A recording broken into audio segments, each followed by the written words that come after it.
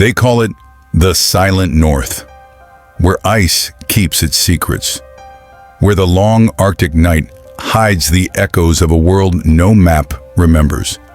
For centuries, explorers passed over the frozen plains. For generations, the world assumed the North belonged to empty tundra and drifting sea ice. But beneath that quiet, whispers remain. Stories carried by elders, fragments of strange stonework, mysterious formations that refuse to fit what we thought we knew. This is the story of a question that won't go away. Could a lost city, or something like it, lie buried beneath the North? A civilization whose memory survives in legend, in an odd cluster of ruins, and in the bones of the land itself. Tonight, we follow the clues. We do not claim answers. We only ask the right questions. Welcome to Lost Thrones, where we explore the forgotten corners of history and uncover the mysteries that time tried to erase. If you enjoy this journey, hit the like button. It helps us bring more stories like this to light. To begin, we must leave the comforting certainty of maps. Modern boundaries mean nothing here. We step instead into the cadence of oral memory. The Inuit and First Nations who have lived with this land for millennia.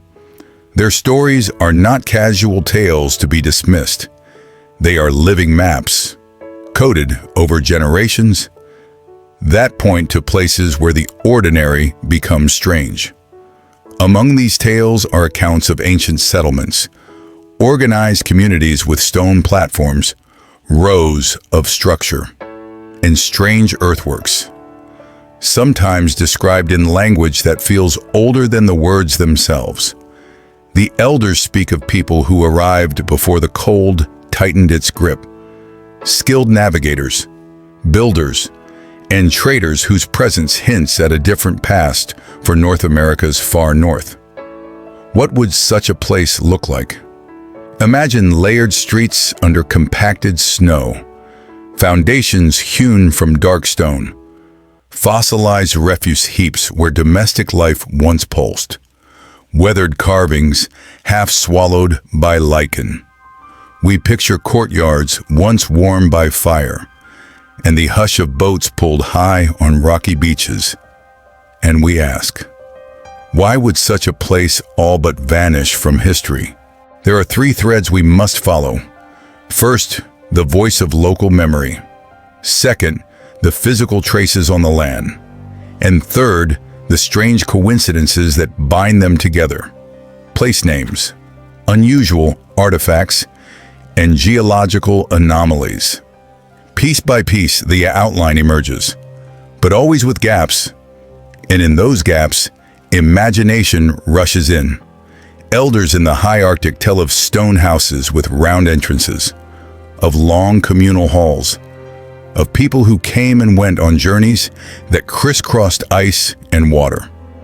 These accounts describe weather-beaten ruins that their grandparents visited as children. Stones arranged in patterns not easily explained by natural forces alone. These memories are not specific dates or radiocarbon tables.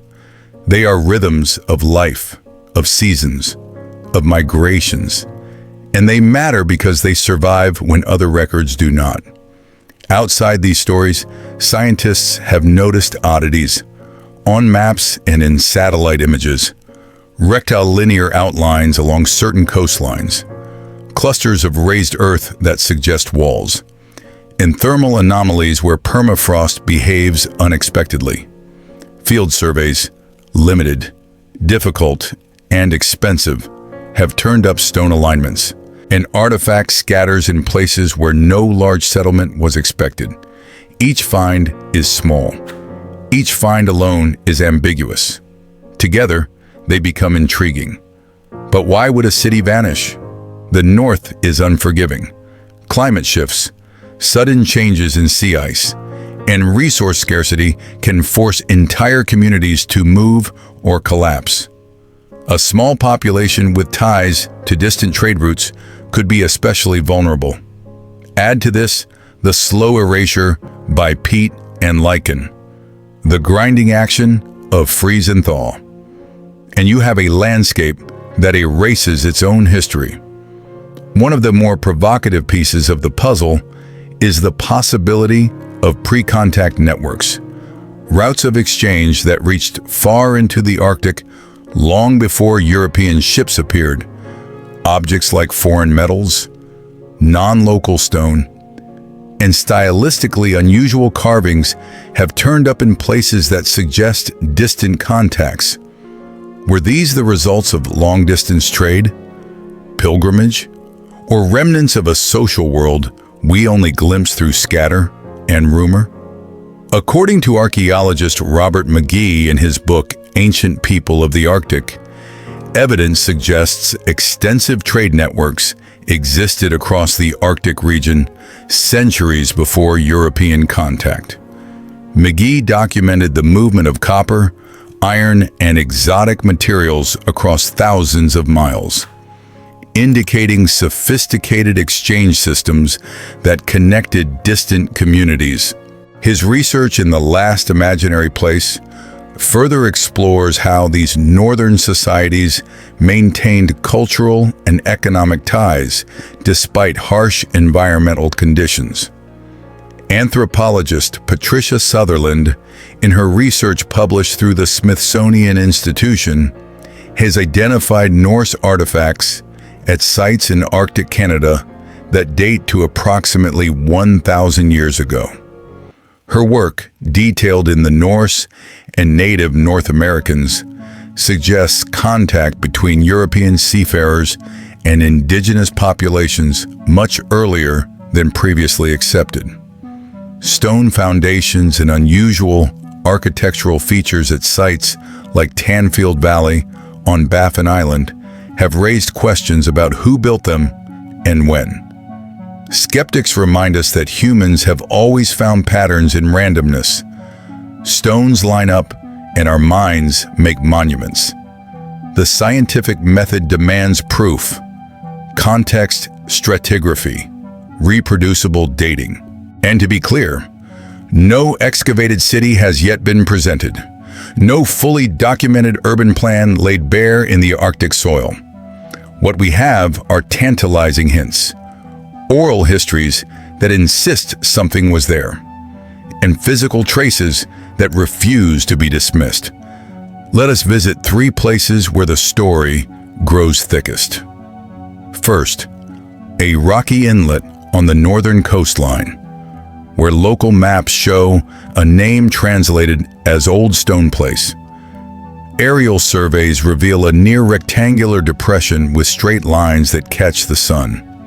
On foot, researchers found carved stones and concentrations of charcoal, signs that fires were once controlled here, not wild. The material culture is sparse, but a few artifacts, a shaped blade, a fragment of decorated bone, suggest extended occupation. Second, a plateau above a winding river where elders point to scattered mounds. Seasonal melting reveals dark patches. Concentrations of organic material disturbed from ancient living floors. Soil cores hint at man-made layers. Compacted surfaces above sterile sand. If these are hearths and refuse pits, they are the skeleton of domestic life, the fingerprint of people who stayed. Third, islands wrapped in fog where curious stone alignments mirror structures found hundreds of miles away. Here the connection is not continuity of artifacts, but pattern, repeated architectural ideas crossing a lonely seascape. Could this be the echo of a network? A cultural language of building shared across a cold world? Archaeological evidence from the Dorset and Thule cultures provides context for understanding Arctic settlement patterns. The Dorset people inhabited the Arctic from approximately 500 BC to 1500 AD, building semi-subterranean houses and creating remarkable art.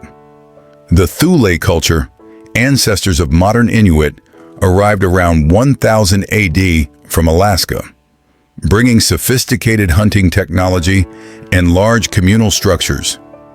As documented by archaeologist Max Friesen in the Cambridge History of the Indigenous Peoples of the Americas, these societies built organized communities with complex social structures.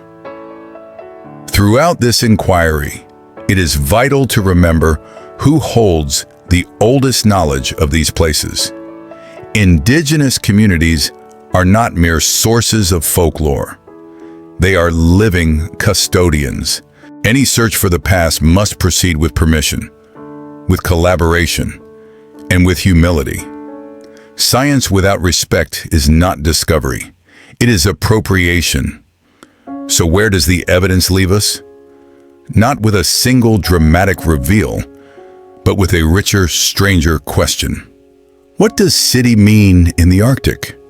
If by that word we imagine stone towers and paved avenues, we will likely be disappointed. But if we broaden the definition to organized settlements, social complexity, and long-distance connections, then the North has already given us hints of urban life adapted to ice and rock. Imagine a settlement compact enough to take shelter within the shadow of cliffs, yet connected by trade routes of sea and ice to distant peoples. Imagine seasonal movements that knit multiple sites into a single social organism. Imagine architecture formed from local stone, designed to shelter the body and the group in a hostile climate. That is the kind of lost city these clues might point to. Not a metropolis in the classical sense, but a human landscape dense with meaning. Recent developments in remote sensing technology have opened new possibilities. Ground-penetrating radar, LiDAR scanning, and thermal imaging can now detect structures beneath snow and vegetation without disturbing the ground. These tools have already revealed hidden features at known archaeological sites, suggesting that much more remains to be discovered in remote Arctic locations. The question of climate change adds urgency to this search. As permafrost melts and coastlines erode, archaeological sites are being exposed and in many cases destroyed. What took centuries to preserve can disappear in a single storm season. Researchers race against time, working with indigenous communities to document sites before they vanish forever. And perhaps the most important discovery is not a place at all, but an idea. That history can be broader than textbooks allow. That the Arctic, long relegated to margins, may contain stories of social complexity we are only beginning to read. The lost city, if it exists, asks us to listen. To elders, to the land, and to the slow testimony of stones.